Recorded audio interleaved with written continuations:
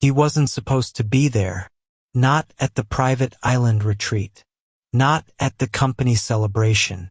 And definitely not standing at the edge of the ocean, watching his billionaire boss walk into the waves at midnight. But when she looked back at him and said, "Are you just going to stand there? Or are you coming with me?" everything changed. Armin hadn't taken a vacation in 5 years. Ever since his wife passed away, his world revolved around two things: his 6-year-old daughter and his job.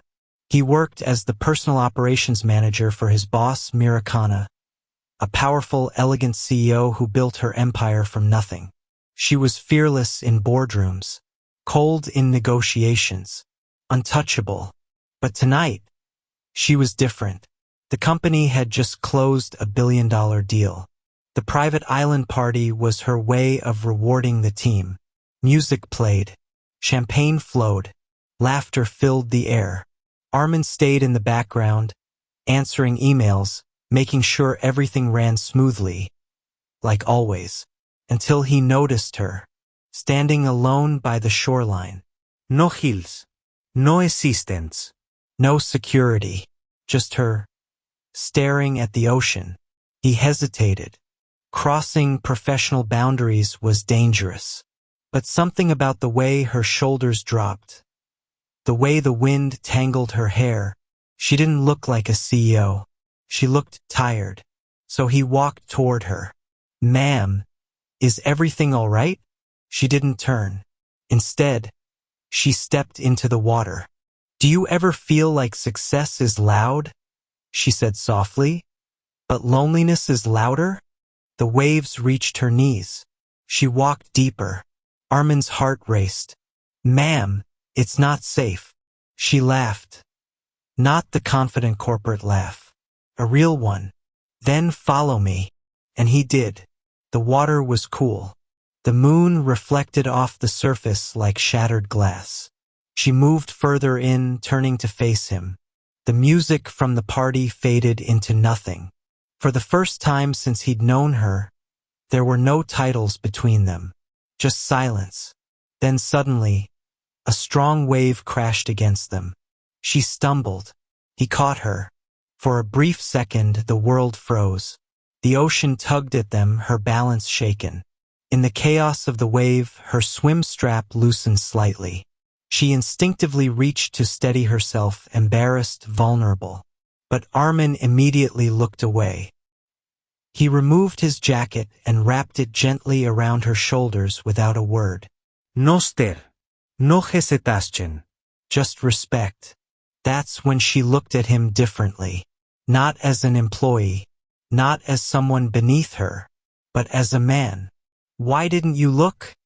she whispered. His answer was simple. "Because you deserve to feel safe, not seen." The wind softened. Her voice trembled, just slightly. "Everyone stays because I'm powerful, or because they want something." She stepped closer. "You're the only one who doesn't." He took a step back. "Mom." "Mira," she corrected. Another wave rolled in, gentler this time. She looked into his eyes, no walls left. "Stay." It wasn't seductive. It wasn't dramatic. It was honest. "Stay, not as my employee. Stay, not because I'm your boss. Stay, because you want to." Armin thought about his daughter, about his simple apartment, about the invisible line between their worlds. Then he said something that made her breath catch. "I've been staying since the first day I met you. I just didn't know you needed me to." For the first time in years, Mira smiled without armor. The next morning, reality hit. Office rumors spread fast. Photos from the beach surfaced online. Board members were furious.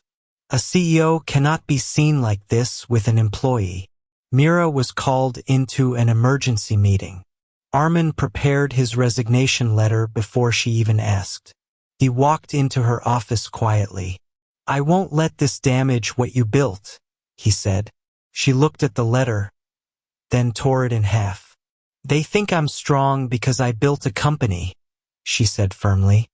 But strength is choosing what matters. She walked past him, straight into the boardroom, and for the first time in corporate history, she said publicly, "Yes, he was with me, because he's the only one I trust." Silence filled the room. Anyone who sees that as weakness is free to leave. Half the board threatened. None of them walked out. Armin still worked beside her, but not behind her. Her daughter adored Mira. Mira learned how to cook simple meals instead of dining at five-star restaurants. And sometimes, on quiet nights, they'd return to the ocean, not as CEO and employee, but as two people who almost lost something real because of fear. And every time she stepped into the water, she'd glance back at him, and he'd always follow. The ocean night ended, but the consequences were just beginning. By sunrise, the photos were everywhere. Not scandalous, not inappropriate, but intimate enough to spark questions. A billionaire CEO, alone in the sea at midnight, with her single dad employee holding her close. The board didn't care about context. They cared about optics. Office building, the emergency meeting. Armin found out before Mira did. His phone buzzed nonstop. Messages, screenshots, news headlines. CEO's midnight swim with employee raises concerns. He closed his eyes. He knew how this worked. In corporate wars, someone always becomes collateral damage. And it was never the billionaire. It was the man with no power. He drafted his resignation before she even called him. Mira stood facing the floor-to-ceiling windows when he entered. No makeup, no armor, no confidence mask, just silence. "They want me to suspend you," she said quietly. Armin nodded. "I expected worse." She turned slowly. "They said I crossed ethical lines." "You did," he answered honestly. That hurt her more than the board's accusations. "You regret it?" she asked. He didn't answer immediately. Instead, he placed the envelope on her desk. "My daughter starts school next month," he said. "She finally feels stable again." His voice tightened. "I won't let her life be shaken because I forgot my place." The word place echoed between them. She stepped closer. "Your place?" she whispered. "Yes," he said firmly.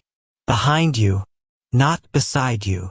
For the first time since that night, her eyes filled with anger. "Do you think I'm ashamed of you?" He didn't, but society might, and that was enough. An hour later, she walked into the boardroom alone. Armin watched from the hallway. 12 executives, all older, all powerful, all judging. One of them spoke first. "This is a distraction. Investors are nervous." Another added, "We can't have emotional entanglements affecting leadership." Mira listened quietly. Then she asked a question no one expected. "Did our stock fall?" Silence. "Did we lose the deal?" Silence again. She leaned forward. "So the problem isn't performance. It's perception." The chairman cleared his throat. "You are the face of this company." She nodded slowly. "And what kind of face do you prefer? Human or robotic?" Murmurs spread. Then came the ultimatum. Either distance yourself publicly from the employee, or prepare for a vote of no confidence. The room went still. Outside the door, Armin felt his chest tighten. He stepped forward, but her voice stopped him. Calm, steady, powerful.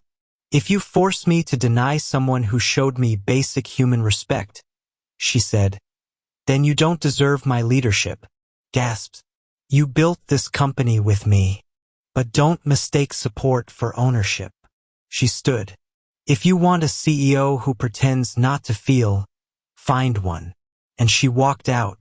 That evening, she found him packing his desk. "You don't need to do this," she said. "Yes, I do." He zipped his bag. "You fought for me. That's enough." Her voice cracked. I didn't fight for you. I fought for us. He froze. The word hit harder than anything else. But he shook his head. Us doesn't survive in your world. She stepped closer. You followed me into the ocean without hesitation. That was water, he replied quietly. This is fire. Silence. Then she asked the question that terrified her. If I lose everything, would you still stay? He looked at her for a long time, not as his boss, not as a billionaire, but as a woman standing on the edge of vulnerability. Yes, he said finally, but I won't let you burn for me. The next morning, news broke. 3 major investors publicly backed her. Why? Because leaked footage from the beach showed something unexpected. When the wave hit, and she stumbled, Armin didn't take advantage. He protected her, wrapped his jacket around her, turned his eyes away. The internet saw it, and the narrative shifted. CEO finds rare gentleman in corporate world. Respect over scandal. Public opinion changed overnight. Investors praised her integrity. Stock rose. The same board members who threatened her now congratulated her for handling the situation gracefully. That night there was no boardroom, no ocean, just her office lights dimmed. He stood by the door, unsure. Are you staying? She asked softly. He looked at her hand. She wasn't commanding. She wasn't demanding. She was asking. And this time, he didn't hesitate. Yes. Not because she was powerful. Not because she fought for him. But because she chose him when it cost her something.